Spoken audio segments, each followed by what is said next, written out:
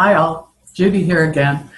I wanted to say a little more about influences, specifically influences that we internalize that inform our perception, in turn informing our experience, making our choices, etc., and leading to expectations. So, one of the things that we tend to be influenced by is our memories. These type of men were bad in a relationship. I'll never be in a relationship with those type of men again. This type of woman isn't capable of loving me the way I need to be loved. I don't do well in these situations. I can't eat broccoli, when in reality, it may have been that one time. Maybe you had food poisoning, or it could have been the way it was cooked, or a number of other things. So, talking about memory, one of the things we assume is that our memory is objective. It's not influenced by personal feelings, opinions, etc. in considering and representing facts. Our memory is facts. We remember it. We remember every detail. But the fact is, objective memory is direct observation, it's reproducible, and it's unbiased. That means given the same set of circumstances, exactly same set of circumstances, whatever happened originally will happen again. Maybe that's falling out of the tree and breaking your arm. Running over a nail in a tire going flat. Whatever the memory is, that can be reproducible given the exact same framework circumstances. Chances are our memories are more subjective. So they're based on or influenced by personal feelings, opinions, and instinctiveness. We're projecting our opinion, we're projecting our judgment, we're projecting our belief onto a certain set of circumstances. The best way to say it, if I'm a hammer, everything looks like a nail. Our perspective comes from influence. Memory is an influence, and we often believe that is an objective influence. However, there are certain things called language structure. And language structure can be surface language structure or deep language structure. Surface language structure is specific words to express an idea. Okay? Deep language structure is the gist, the outline, the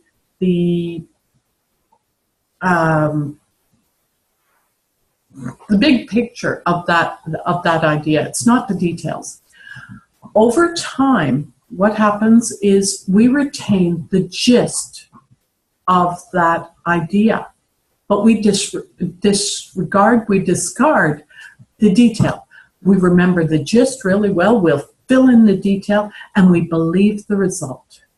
The details and emphasis may change over time, and this is due to incorporating in new influences, new information, different growing patterns or whatever as we grow. So changes due to perception, belief system, and expectations. In addition, we also have memory loss, so we discard the detail, and we have memory additions. And the additions are made up from the 10 billion unconscious bits of data per second of our unconscious mind. And so our unconscious fills in an image of what is and what was, the perspective, belief systems, and expectations, the then and now, and it's based on our current knowledge and perspective, our comfortable moment, memories at the moment. So to give you an example, probably the best example is 911, or not 911, 9/11.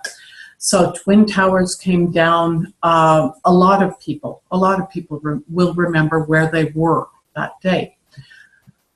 But the process of fitting memories into a comfortable form is an active process, and it depends on the subject's own prior knowledge and beliefs about the world, the performed tendencies and bias with which the subject brings to the task of remembering.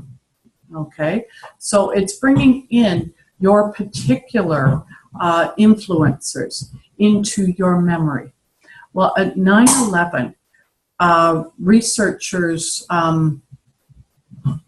were very quick on scene to talk to people, and they talked to about 3,000 people, and they got details about what occurred, who you told, where they were, what happened, the sequence of events, the emotions, etc.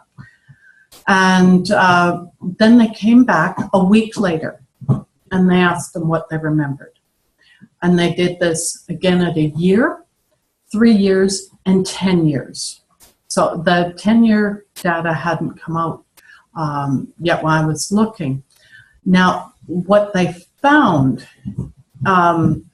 is that people generally remembered the where and the when, and the sequence of events, largely due, they believe, to media coverage, because that memory was consistently relived and relived and relived through the media, knowing where the president was when it happened, knowing who was first on the scene, this type of thing. It was throughout the media. But when they took a look at the actual reports that the people had written for that event, they found, one, that the measure of accuracy was, or what they were using to measure accuracy, was the consistency with which people told them in the survey the week after the attack. So they were taking that in the week after attack, pretty much everybody remembered things as they had originally stated. Okay, from the first survey to the second survey. Now the second survey was a year. The overall consistency of details of how they learned of 9/11 was only 63%. Okay, so they've lost 47% of the details. Okay, and this is a pretty big event. You think, I'm going to remember absolutely everything. Okay, third survey, 3 years after the attack, the consistency was 57%. So people were a little more than 50% right for a lot of the details. And one of the lead memory researcher, Elizabeth A. Phelps, said, but the enhanced confidence that we have in a memory lets us rely on it and act quickly. You want to be confident of that previous memory so you can be wary of things that might be similar. Okay, so if we take that into current day, a lot of us are a little older than 10 years. So chances are memories we have in childhood where we form very strong perceptions, biases, expectations, experiences aren't going to be that accurate. They're going to be from a child or a young person's perspective, or maybe even early 20s, and they're going to be less than 50% memory, 50% detail. Okay, and to give you some more examples, there was research done where they photoshopped people into a picture of a balloon ride. These people, they verified it with their families, etc. These people had never been in a hot air balloon before. And so they showed them the Photoshop pictures and said, do you remember this?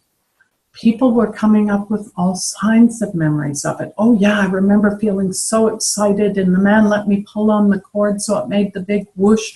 They were filling in immense amount of detail. And they had never done this. Another one was asking people if they remembered meeting Bugs Bunny at Disneyland.